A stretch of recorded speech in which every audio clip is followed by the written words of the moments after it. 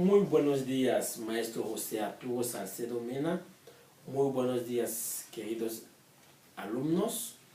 Muy buenos días, compañeros del grupo 3, Violeta, Eric, Daniel, Fabián. El grupo 3 me invitó hoy para dar mi punto de vista, para contestar 3 preguntas. Les agradezco mucho por echar de ese tiempo para dar mi punto de vista acerca de las 3 preguntas. La primera es, ¿qué consecuencias trajo la conferencia de Berlín? Brevemente voy a decir que la conferencia de Berlín trajo muchos problemas en África. Básicamente trajo una división entre familias. ¿A qué me refiero? Me refiero a que las grandes potencias lograron debilitar a las familias, dividiéndolas. Ya que una familia unida es poderosa, lograron dividir esas familias con el reparto de la división de África. ¿A qué me refiero dividir familias? Voy a tomar el ejemplo en mi país, Camerún, donde tenemos una tribu muy grande que se llama Fanbeti. De ahí derivan muchas otras pequeñas tribus como los Bulu. Esos Bulu o esos Fanbeti se encuentran en Gabón, en Guinea, en Chad, no en Gabón, en Guinea, en Congo, en muchos otros países.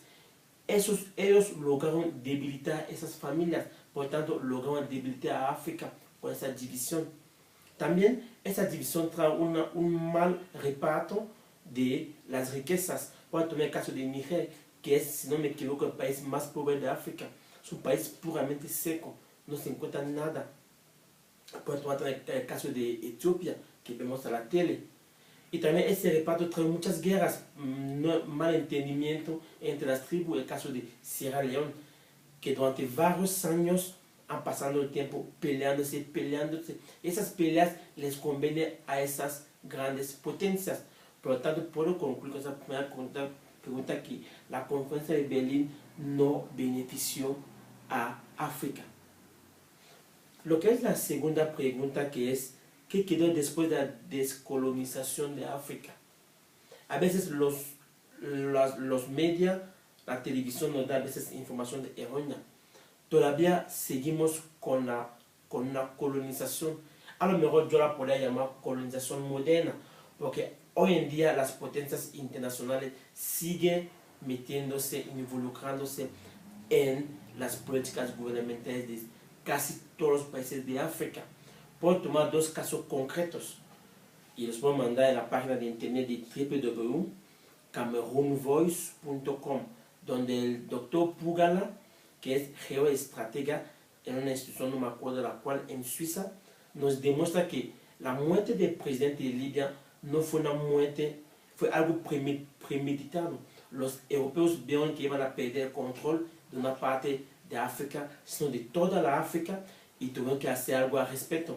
Ese presidente con el presidente de Argelia quisieron meter en pie el Fondo Monetario Africano, en una manera de independizar financieramente a África. Y eso es un problema para potencias europeas y norteamericanas. También podemos tomar el caso de Costa de Marfil, donde el presidente Gbagbo quiso cambiar las reglas del juego con Francia, pero tuvieron que hacer algo al respecto para proteger sus intereses egoístas. Hoy en día ese presidente se encuentra en la Corte Penal Internacional. No creo que haya muchos presidentes en esa Corte Penal Internacionales. Esos son 2 ejemplos para demostrar que la colonización sigue vigente en África hoy en día. Ok, lo que es la tercera pregunta de ¿qué hay de perspectiva para África? Yo personalmente creo que la perspectiva actual de África no es buena. África debe tomar en cuenta que el tiempo podría ser su amigo. ¿A qué me refiero el tiempo? Cuando vemos Estados Unidos hoy en día, hace 2 siglos atrás no era ese nivel de desarrollo. Después de 1776 ya empezó a desarrollarse. Le tomó el tiempo que le tomó, pero él lo logró y lo sigue logrando. Puedo tomar el caso del país donde estoy viviendo, México. México cumple 202 años de independencia, si no me equivoco. Y Camerún, en mi país, cumple apenas 52. No creo que hace 150 años México tenía el desarrollo que tiene hoy en día. A lo mejor la cuestión del tiempo es para huir a la responsabilidad. Puede ser un elemento. El otro elemento fundamental es que nosotros como africanos tenemos que ser conscientes de que África no se va a desarrollar por otra persona, sino por nosotros mismos. El europeo nunca vendrá a darnos el pan a gratis, sino habrá algo a cambio. Tenemos que pensar que nosotros mismos podemos desarrollar nuestro país a cambio de que de nada, sino podemos nosotros mismos desarrollar nuestro país. Yo estoy hablando de nuestro mi país, ¿verdad?